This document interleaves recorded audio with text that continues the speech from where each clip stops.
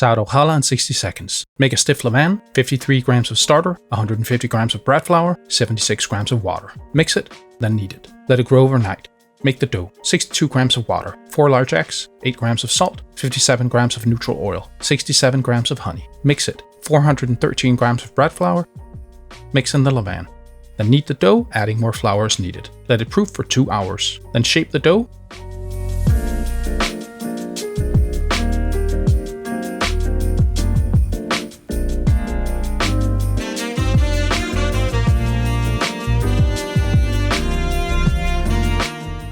Let it proof until tripled. Heat your oven to 350 degrees. Brush with egg wash.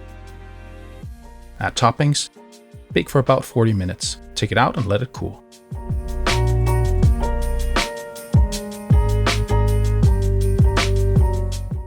That's how you make sourdough challah in 60 seconds.